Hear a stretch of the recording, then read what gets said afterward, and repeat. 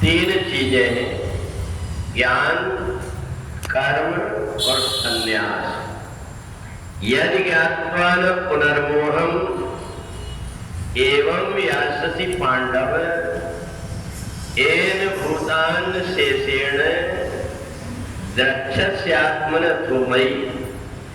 भगवान कहते हैं कि हे अर्जुन, ज्ञान के प्रताप से मेरे द्वारा सुन रहा है, इसलिए तुमको अब कभी मोह नहीं होगा और तू समस्त प्राणियों को अपनी आत्मा में व मुझ में सब प्राणियों को देखेगा। भगवान ने कई प्रकार के जो ज्ञान होते हैं उनके प्रकार बताया कि तद्विधि प्रणिपातेन परिप्रश्नेन सेवया। जिसने ज्ञानी महापुरुष से ज्ञान प्राप्त किया है वो उसके द्वारा उसका आत्मकल्याण कर लेता है। परंतु वही ज्ञान को अगर किसी अज्ञानी व्यक्ति से या अपने मनमाने ढंग से अर्जित किया है तो वो उसको भी नष्ट कर देता है और दूसरों को भी नष्ट कर देता है। जैसे ओले जब गिरती है फसल को भी नष्ट कर देती है, खुद भी नष्ट हो जाती है। ऐसे ही ज्ञान को बड़ा संभल करके अपने हृदय में उपयोग करना पड़ता है। ये जो ज्ञान है, इसी ज्ञान से व्यक्ति को मोक्ष होता है और इसी ज्ञान के द्वारा बंधन में पड़ता है।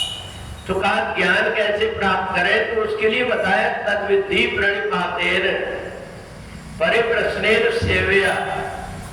जो ज्ञानी महापुरुष है उनकी शरण में रह करके जो ज्ञान प्राप्त किया जाता है वो अपना और दूसरों का उद्धार कर देता है।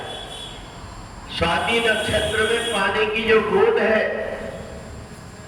वो जब सीप में पड़ती है तो मोती बना देती, केला में पड़ती है तो कपूर बना देती, और वही सीप की बूंद जो मोती बनी हुई है वही पानी अगर सांप के मुंह में जाता है तो जहर बना देता है।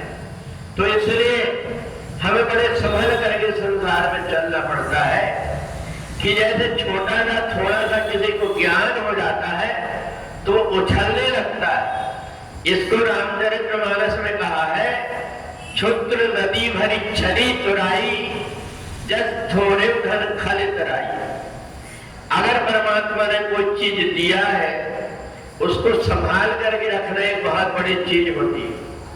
हर व्यक्ति अभिमान कर सकता है, परंतु जिसको सब प्रकार का फल प्राप्त है, जो सब प्रकार से ज्ञान और विज्ञान से संपन्न है, इसके बाद में भी उसके अंदर विनम्रता है, उसके व्यवहार में सद्भावना है, किसी के प्रति वो दुर्भावना नहीं रखता, तो ऐसे व्यक्ति को ही परमात्मा की कृपा होती है।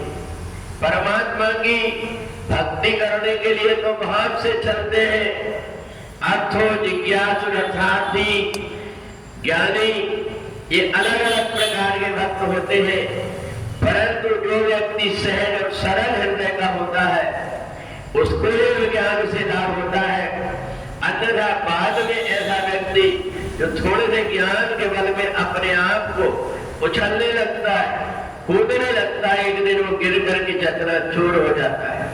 तो इसलिए भगवान ने तीनों को एक साथ बताया, ज्ञान, कर्म और संन्यास। कर्म को जब हम ज्ञान की दृष्टि से सोच विचार करके करते हैं तो अपने आप हमारे मन के अंदर कर्म की आसक्ति नष्ट हो जाती है। उसको कर्म और संन्यास कहते हैं। कर्म हम करें परंतु ज्ञान का आश्रय लेकर के करें, और ज्ञान का आश्रय लेकर के जब कर्म करते हैं तो ज्ञान हमें मुक्त कर देता है।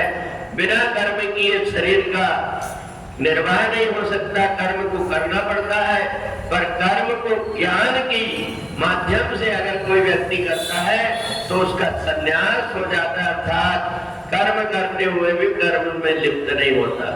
तो इसलिए हमें इस बात का ध्यान रखना चाहिए कि हमारे अंदर जो ज्ञान आए वो ज्ञान कैसा हो, जो अहंकार उत्पन्न न करके विनम्रता उत्पन्न कर दे। समझ लेना वो वास्तविक वास्तविक ज्ञान है।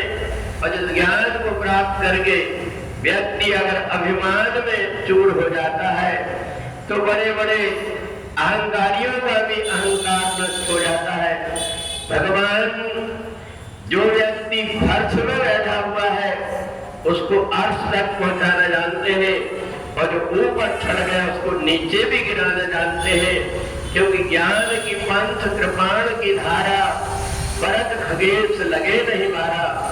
ज्ञान का मार्ग तलवार की धार जैसे, उसमें जो संभल करके व्यक्ति चलता है वही ठीक से पार होता है, और नहीं तो तलवार में चलने वाला व्यक्ति कब कट जाए उसका शरीर, उसका कोई भी ठिकाना नहीं रहता। इसलिए जो कुछ भी परमात्मा की कृपा से हमें मिला है उसमें हम संतुष्ट रह करके और ऐसा आचरण करें जिससे दूसरों को कष्ट ना हो, वही ज्ञान वास्तविक ज्ञान कहलाता है। बोले वृंदावन बिहारी लाल